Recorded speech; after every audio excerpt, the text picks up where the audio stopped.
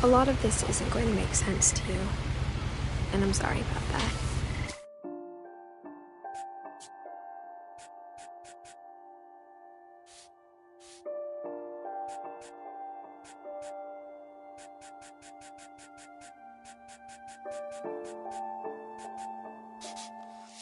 I'm just gonna start at the beginning, with the house.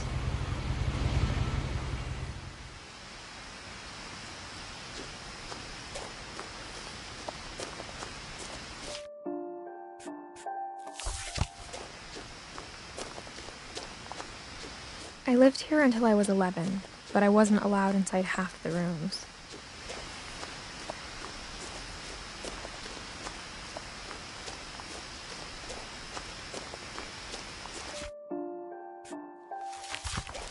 I hadn't been back since my brother Lewis's funeral.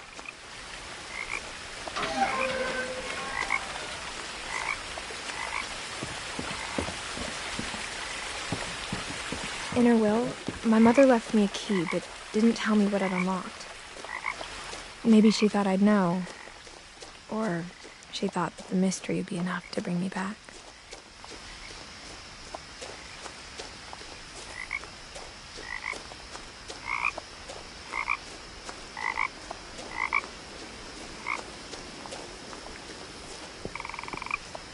The truth is, even after I inherited the house, I never thought I'd come back to it. But now I had questions about my family that only the house knew the answers to. The woods around the house have always been uncomfortably silent, as if they're about to say something but never do.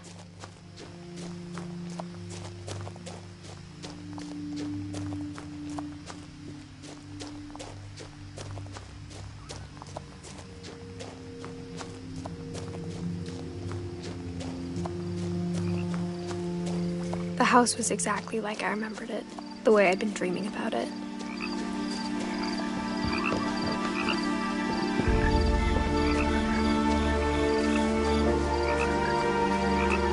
As a child, the house made me uncomfortable in a way I couldn't put into words.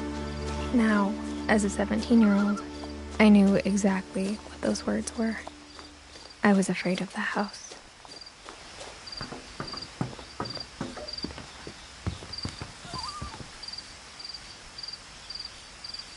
I hoped the key might unlock the front door. It didn't.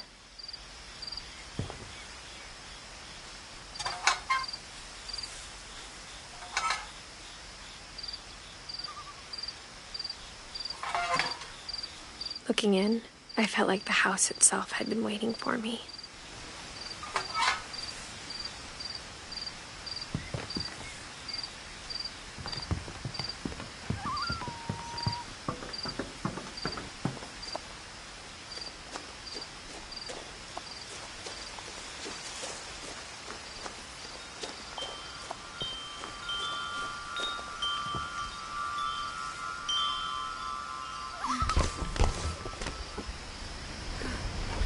Crawling through the doggy door used to be a lot easier when I was 11.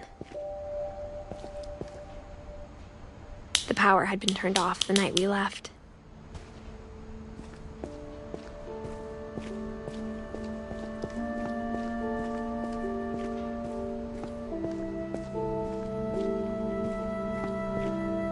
For the first time in years, I felt like I was home.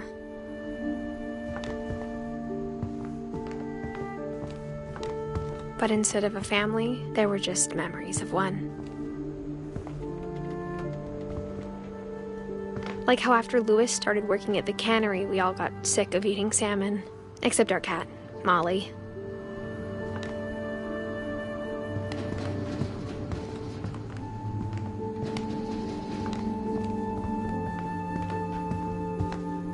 The table was still a wreck from the night we left.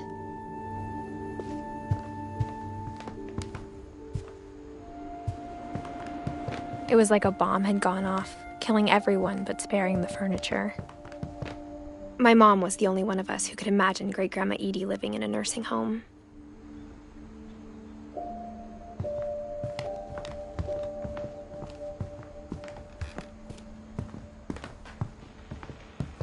Nothing in the house looked abnormal.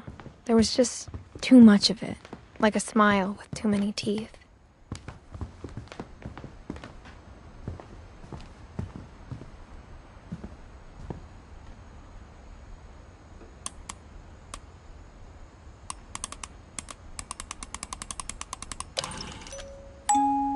Great-Grandpa Sven built a music box for Barbara, along with the rest of the house.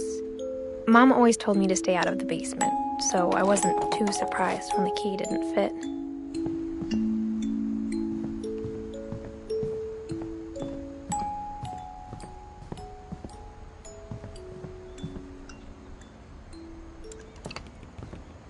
My mom wasn't much of an optimist, but she never stopped believing that my brother Milton was alive.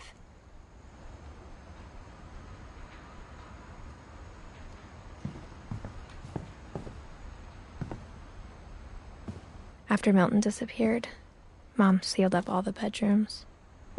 Then Edie retaliated and drilled peepholes.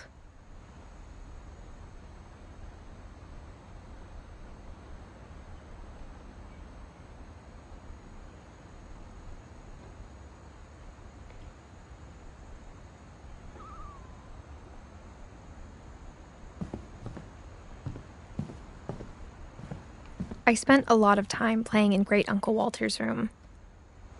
I think my mom sometimes regretted not sealing it up. Louis told me there were secret passages, but I never believed him.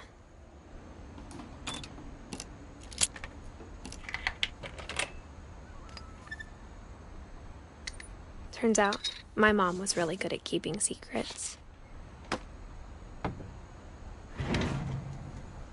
Now it was time to find out what my mom had been afraid of.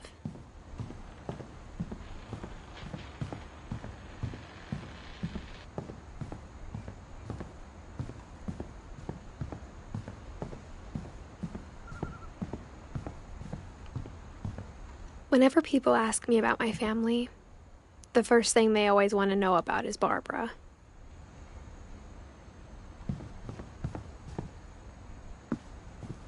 Mom must have locked the third-floor stairs on the night we left.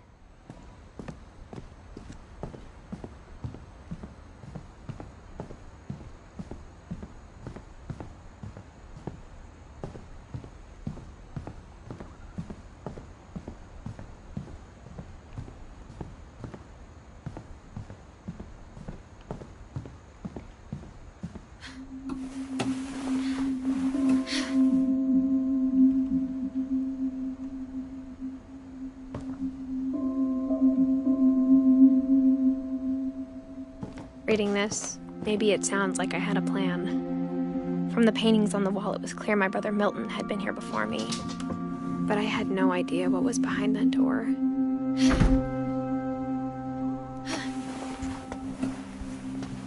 Just like I had no idea where all this was gonna lead. I grew up looking at Molly's room through the peephole. Molly's gerbil had a tiny bedroom with its own even tinier gerbil cage. Being inside for the first time, I felt like I'd stepped behind a painting.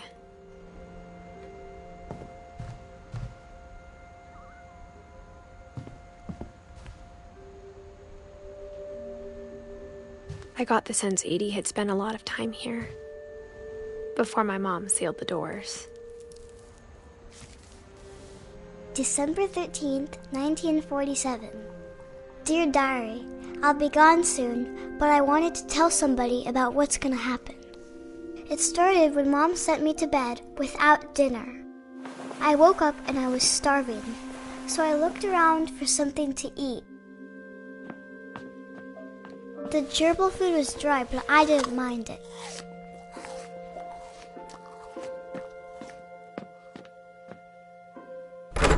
Mom, can I come out now? Sweetheart, it's late. Go to sleep.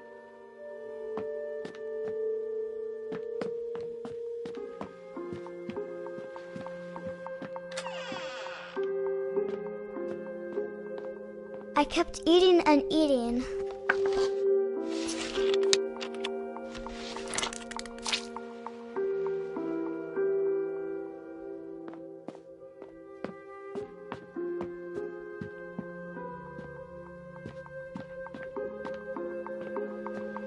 My Halloween candy was all gone.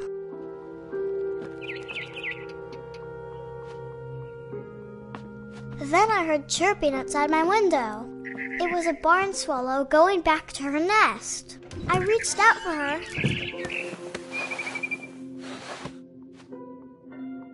And suddenly, I was a cat.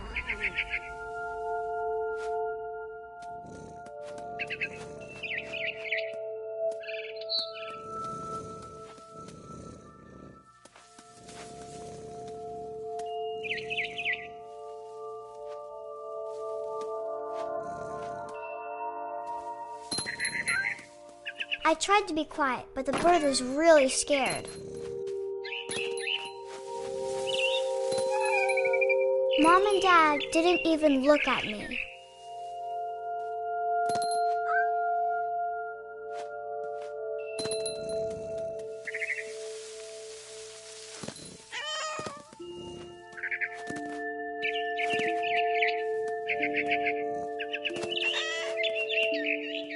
I jumped and I almost got her. I could tell she was getting really tired.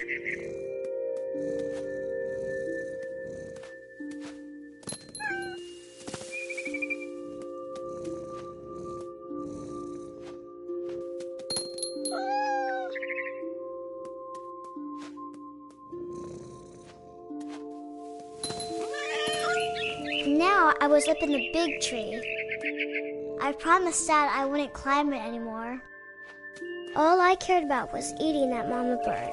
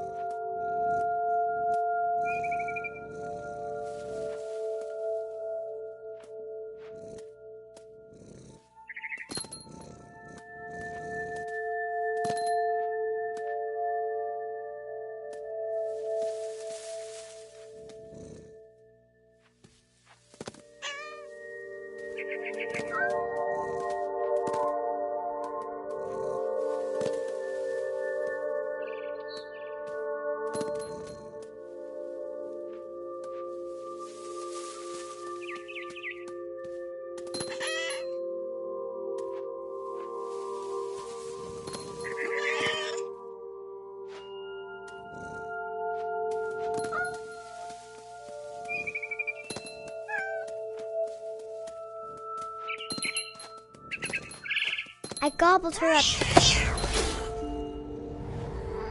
And suddenly, I was an owl. First, all I heard was the wind. Then I heard little teeth nibbling in the grass.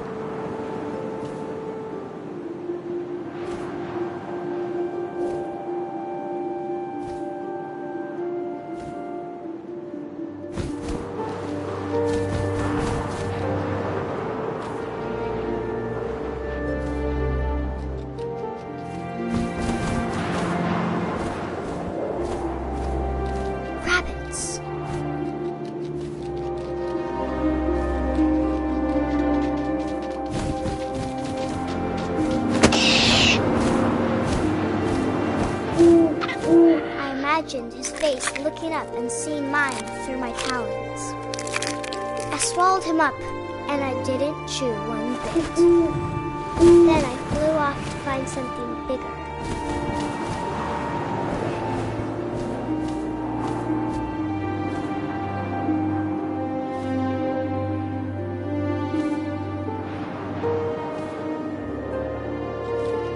A mama rabbit.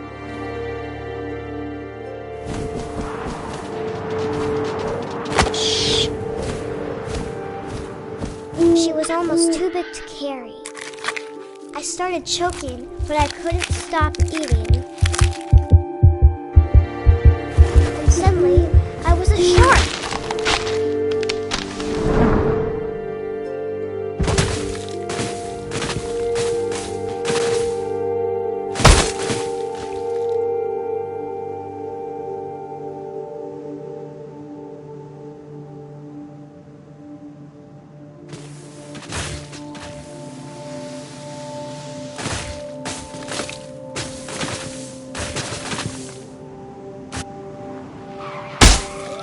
I rolled off a cliff and into the ocean. Now, I was hungrier than ever.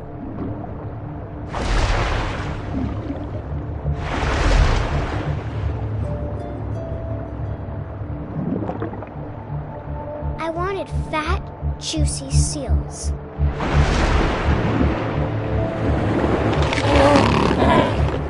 I tore off her flipper, and it tasted really good.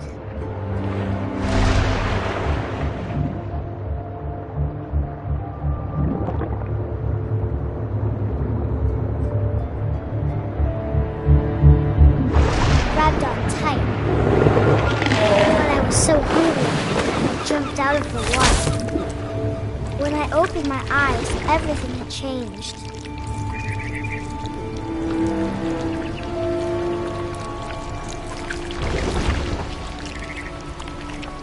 Now I was a monster, and I smelled people everywhere.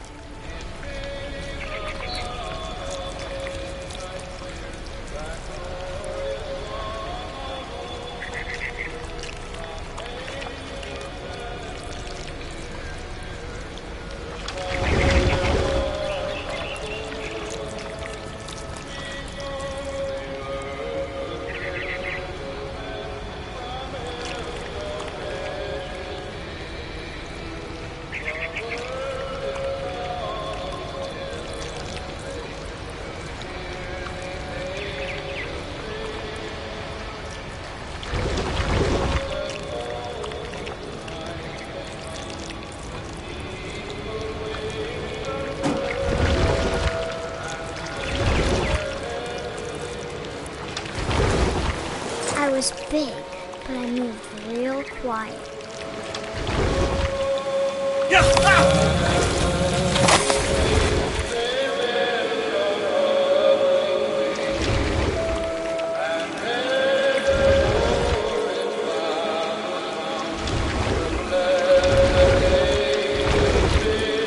I wanted to stop, but also I didn't.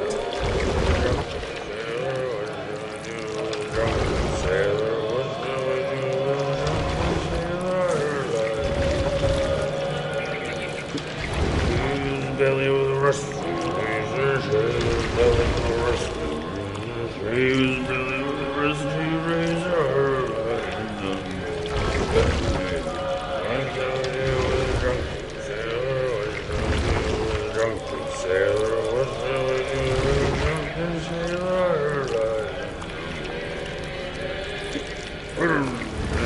Captain's daughter, put him in bed with the captain's daughter, put him in bed with the captain's daughter. What shall we do with a drunken sailor? What shall we do with a drunken sailor? What shall we do with a drunken sailor?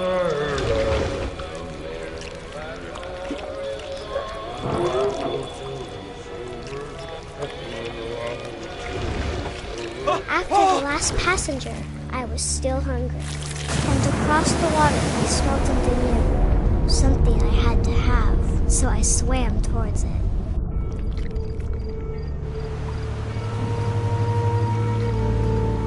I slithered onto the sand, and the good smell went into an old pipe.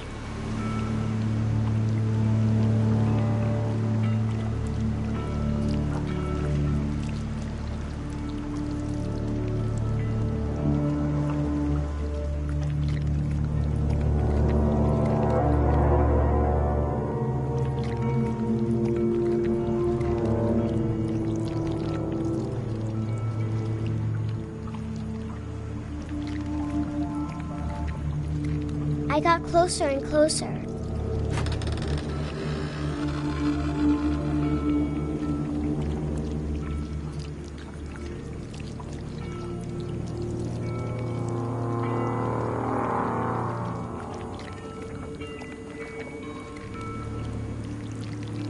All my stomach started growling. And suddenly, I was me again. I held my breath for a long time, but I couldn't hear anything. I think it's waiting for me to fall asleep. But it's not going to wait much longer. It needs to feed, and we both know I will be. delicious.